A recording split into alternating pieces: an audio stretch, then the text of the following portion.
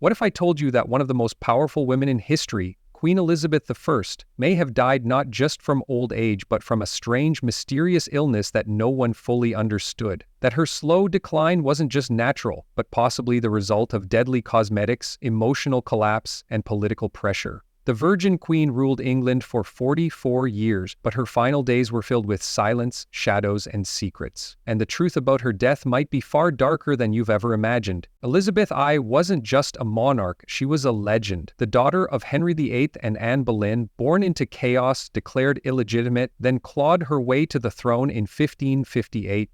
She survived assassination plots, religious wars, and the expectations of a male-dominated world. She defeated the Spanish Armada, transformed England into a global power, and became a symbol of independence. But by 1603, that brilliant, commanding figure had become a ghost of her former self.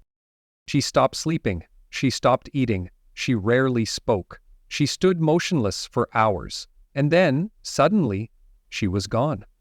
Just like that. The Queen, who had been England's sun for decades, flickered out without a word. No deathbed speeches, no final confessions, just a quiet, eerie end. So what happened? Was it natural? Was it medical? Or was it something more sinister? Let's go back to those final months. Elizabeth was 69 years old, remarkably old for the time, but it wasn't just age that wore her down. Her court noticed she had grown increasingly paranoid. She refused to sit down. She wouldn't go to bed. For hours she stood still, silent, lost in thought. Some called it melancholy. Others thought she was being haunted by guilt, by ghosts, or by memories too painful to bear. And there was plenty to be haunted by. Throughout her reign, Elizabeth had executed close advisors, betrayed allies, and watched friends fall to sickness, politics, or betrayal. One of the biggest emotional blows came just months before her death, the passing of Catherine Howard's son, Robert Devereux, the Earl of Essex. He had once been her favorite, her companion, maybe more, but when he led a failed rebellion against her, Elizabeth had no choice but to sign his death warrant. She never recovered from that moment. They say she kept his ring close until her final days. But grief wasn't the only thing eating away at her. Her physical condition had deteriorated rapidly. Contemporary sources describe her as frail, withered, and ghostly pale. Her teeth were blackened and decaying. Her hair had thinned and turned brittle. She wore heavy white makeup made from ceruse, a deadly blend of vinegar and white lead. Yes, lead. It was fashionable in Elizabeth's time, but highly toxic. Over years of application, it could cause skin decay, neurological damage, hair loss, and even death. Elizabeth reportedly had sores on her face, possibly from the lead poisoning, and covered them with even more makeup. The irony? The thing that gave her her iconic image may have also been killing her slowly. Lead poisoning can cause fatigue, insomnia, anxiety, and eventually organ failure. Symptoms Elizabeth reportedly showed in her final year. But there's more. Some historians believe Elizabeth may have suffered from pneumonia brought on by the brutal English winter. In her final days, she resisted being taken to bed. She sat slumped on cushions on the floor, fully dressed, refusing all medical care. When her advisors insisted she rest, she reportedly whispered, "Must is not a word to use to princes."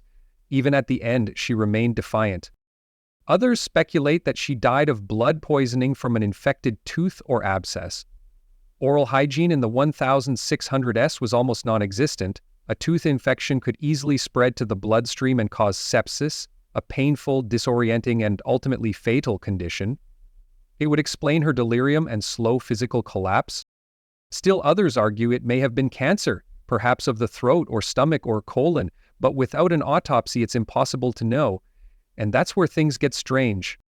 There was no official autopsy, no clear declaration. Her body was quickly embalmed and buried in Westminster Abbey. Why the rush? Some believe it was to cover up something, either the ravages of illness or signs of something unnatural. Poison maybe? Treachery?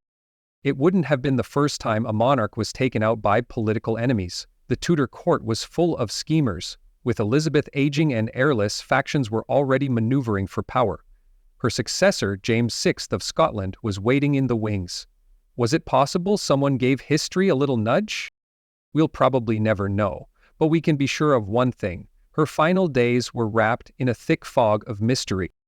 Let's shift gears for a moment and look at what Elizabeth represented.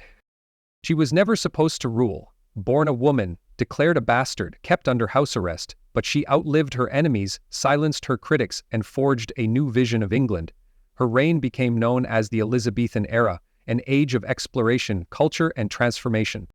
But that legacy came with pressure.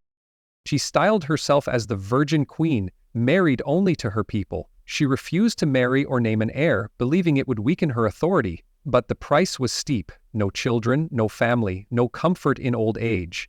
She was surrounded by courtiers, yes, but trusted few. Her last years were spent in isolation, paranoia, and emotional breakdown. The weight of her own myth finally crushed her. And yet, she never cracked in public.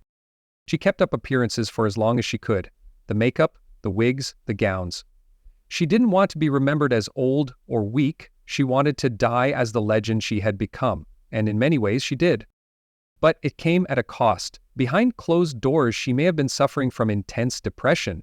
Some modern scholars suggest she had what we'd now call major depressive disorder, exacerbated by insomnia, malnutrition, and grief. In those last weeks, she refused food, refused doctors, refused even a soft bed. It was as if she was letting herself slip away on her own terms.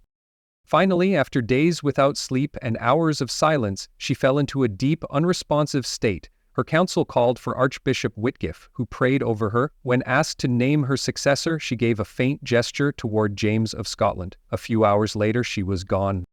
England mourned. Her funeral was grand but muted. The people wept, the bells tolled, and a chapter closed. The Tudor dynasty had ended. Or had it? Even in death, Elizabeth's mystique lingered. Legends sprang up about her ghost haunting Richmond Palace. Some claimed to see her wandering the halls in white, whispering secrets. Plays were written, portraits painted, her image cemented in myth. But the mystery of her death still captures imaginations. Was it lead poisoning, pneumonia, depression, poison, or the slow unraveling of a woman who had carried the weight of a nation for over 4 decades? Maybe it was all of them. Maybe she simply gave everything she had until there was nothing left. And that's the haunting truth about powerful people. We see the crowns, the speeches, the victories, but we rarely see the toll it takes. Elizabeth wasn't just a ruler, she was a woman who gave up everything: family, love, health, for her country. And in the end, it may have cost her everything. But her legacy lives on.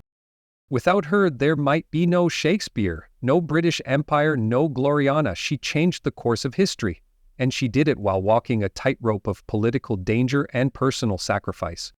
So next time you see a portrait of Elizabeth I, remember the woman behind the mask, the queen who never married, the monarch who defied empires, the woman who may have died from the very makeup that made her iconic. If you made it this far, you're not just curious, you're part of the history-loving few. Hit like to honor the legacy of Elizabeth I and subscribe for more stories that dive beneath the surface of the past. We've got tales of murder, mystery, betrayal, and brilliance coming your way. Real history, stranger than fiction. And let us know in the comments, what do you think really caused the Queen's death? Was it poison, heartbreak, or something else entirely? Because sometimes, the greatest rulers leave behind the biggest mysteries.